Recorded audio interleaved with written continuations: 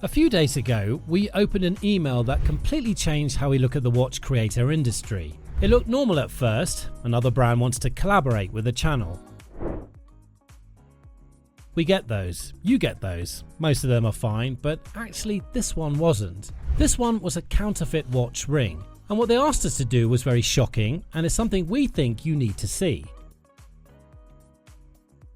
Because if they're pitching us, they're pitching every watch channel you watch, and some of them are saying yes. So we're going to show you the messages, we're going to show you the playbook, and by the end of this video, you'll know exactly how to spot when a creator you trust has quietly taken the deal. So let's have a look. What looked like a normal collaboration request quickly turned into something much darker. It started like most of these things start, with flattery. They watch the channel, they love the production quality, and they want to do business. There's a phone number and there's a WhatsApp handle. They want to move it off email fast, and that's the first thing worth noticing and alarming.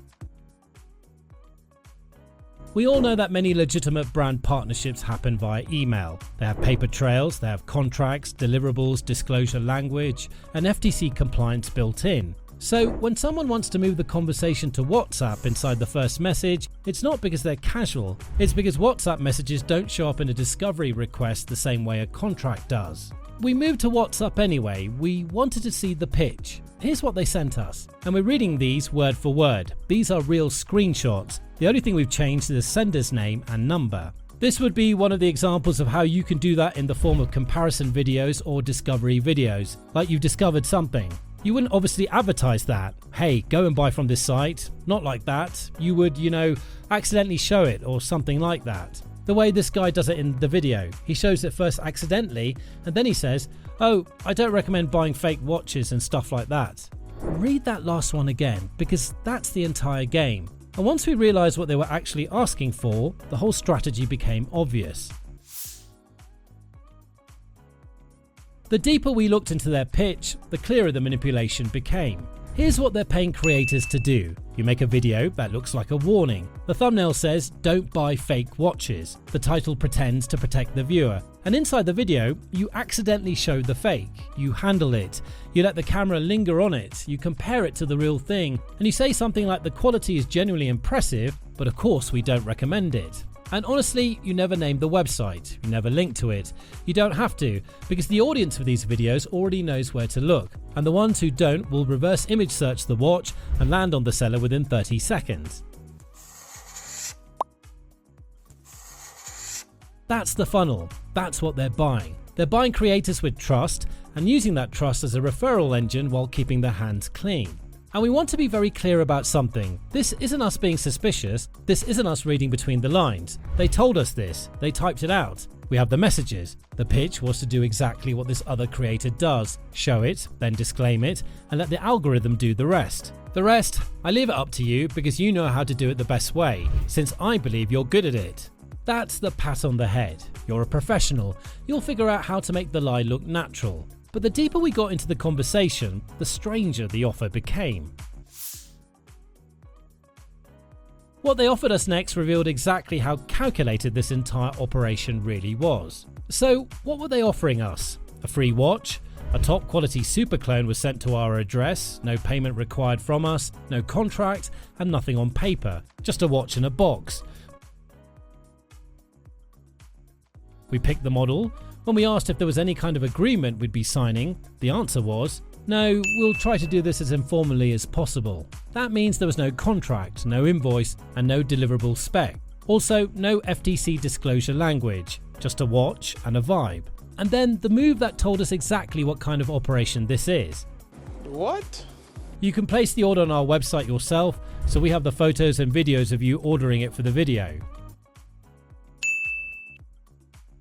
Think about what that's actually asking. They're not just sending us a watch, they want us to walk through the purchase flow like a customer, so that the eventual video has footage of someone clicking buy on their site, so that if anything ever goes wrong, the public record shows us placing an order, not them sending us a gift. But as we look closer, that wasn't a brand deal, that was a setup. And honestly, moments like this are exactly why we created resources to help people navigate this market safely.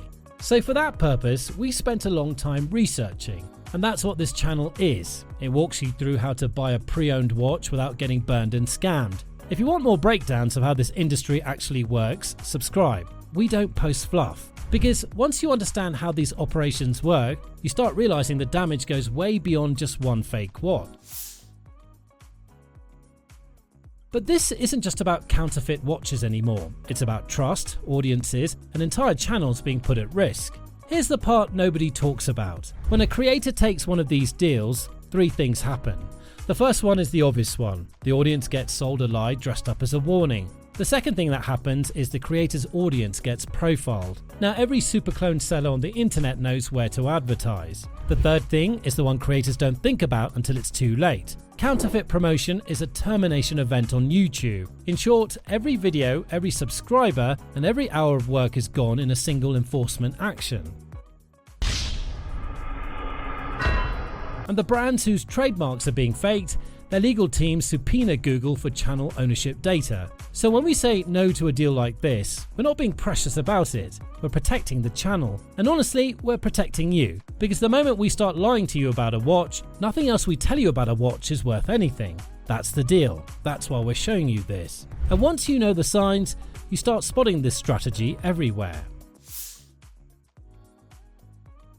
Now by this point, the pattern becomes impossible to ignore once you know what to look for. Here's how you spot a creator who's taken the deal. First of all, the video is framed as a warning, but the watch gets more screen time than the warning does. Secondly, they handle it. They photograph it well, the lighting is good, the sound design is good, because it's not a warning, it's a product reel. Then, they never name the source. They'll say, I came across this online, or someone sent it to me, but they never tell you where, because that's the whole point. The audience does the work. At the end, the disclaimer comes at the end, and it's soft. We don't recommend it, but, and that word but tells the story. And honestly, that's the entire reason we made this video in the first place. At the end of the day, we turned the deal down because some things are worth more than an easy check. We turned it down. The watch they wanted to send us is sitting in a warehouse somewhere, going to whichever creator does say yes. That watch is going to whichever creator says yes. We just don't want it to be us, and we don't want you watching channels where it already is. We just wanted you to see what the offer actually looks like, and the whole industry is behind that. That's the part nobody films. Now, if this video was useful and you want more deep dives into the watch world, subscribe to the channel. We've got a lot more coming. We'll see you in the next one.